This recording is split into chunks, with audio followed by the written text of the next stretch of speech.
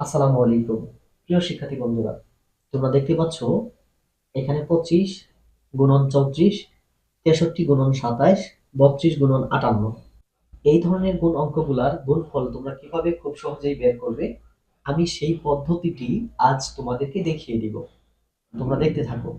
তোমরা দেখতে পাচ্ছ এখানে 34, 34-এর এককের ঘরে কত আছে? 4। আর 25-এর এককের ঘরে কত আছে? 5। তাহলে প্রথমে এই 5 আর 4 তোমরা কি করবে? গুণ করবে। তাহলে 4 5 কত হলো? 20। 20 কত? 0। হাতে কত রইলো? 2। এটা একটা জায়গায় মনে রাখবে অথবা লিখে রাখবে। এখন আমাদের কাজ হলো এই 5 আর 3 গুণ করতে হবে, আবার গুণ করতে হবে 4 আর 2।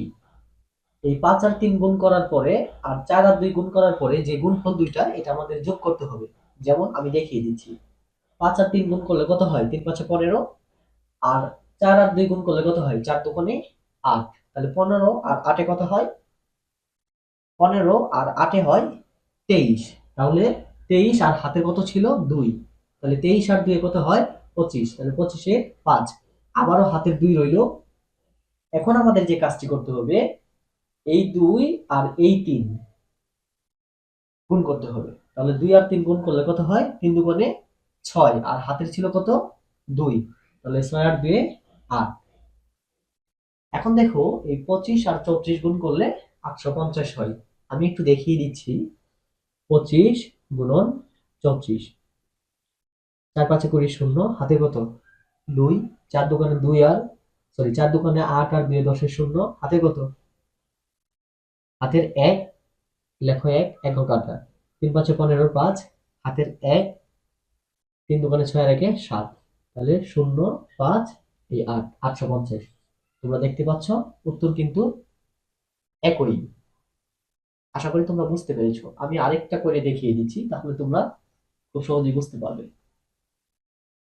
এখানে এককের ঘরে কত? 7। এখানে এককের ঘরে কত? 3। তাহলে প্রথমে এই 3 আর 7 তোমরা কি করবে? এই 3 আর 7 তোমরা কি করবে? গুণ করবে। তাহলে 3 আর 7 গুণ করলে কত হয়? 3 7 21। তাহলে 21-এর 1 লিখবে। আর হাতের কত আছে? 2। এটা মনে রাখবে। এখন এখন আমাদের যেটা করতে হবে, এই 3 আর 2 গুণ করতে হবে প্রথমে, আর 6 আর 7 গুণ করতে হবে। তাহলে 3 দোকানে কত হয়? 6। আর 6 সাথে কত হয়? 42। তাহলে 6 সাথে 42 আর এখানে 3 দোকানে 6। এই দুইটা সংখ্যা যোগ করলে কত হয়? 42 আর 6 যোগ করলে 48। তাহলে 48 আর হাতে কত ছিল? 2। তাহলে 48 আর 2 50, 50-এর 0, হাতে কত রইল? হাতে রইল 5। এটা মনে রাখবে। এটা আর এখন দরকার নেই। আর এখন আমাদের যেটা করতে হবে, এই 6 আর 2 গুণ করতে হবে। 6 দোকানে কত হয়? 12। আর হাতে কত ছিল? 5। তাহলে 12 আর 5-এ 17। দেখতে পাচ্ছ? খুব সহজেই এইভাবে তোমরা গুণফল বের করতে পারবে। এটা হলো কিনা একটু দেখিয়ে দিচ্ছি। প্রথমে 63 আর এর সাথে গুণ করলাম কত? 27। তাহলে 3 সাথে কত হয়? 21-এর 1, হাতের 2। 6 7 42 আর 2 কত হয়? 44-এর 4, হাতের 4। এক ঘর কাটা। 3 দোকানে 6 আর 6 দোকানে 12, 2 হাতের 1। 1। তারপরে হলো এখানে 6 আর 4 10-এর 0, হাতে কত? 1। 1 গেল 2 এর মধ্যে কত? 3। 3 আর 4 7। আর এখানে 1 কত? 1701। আর এখানেও কিন্তু 1701। আশা করি তোমরা বুঝতে পেরেছো।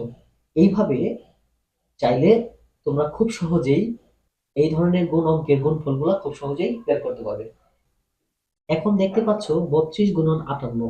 এই গুণটির গুণফল কি হবে? তোমরা এই পদ্ধতিতে গুণ করে এটার গুণফলটা অবশ্যই তোমরা কমেন্ট বক্সে উত্তরটি লিখে দিবে। আমি আশা করি অবশ্যই উত্তরটি তোমরা লিখবে। তোমরা কিভাবে উত্তরটি লিখবে? এই পদ্ধতিতে প্রথমে বের করবে, তারপরে এর এর গুণফলটা লিখে দিবে।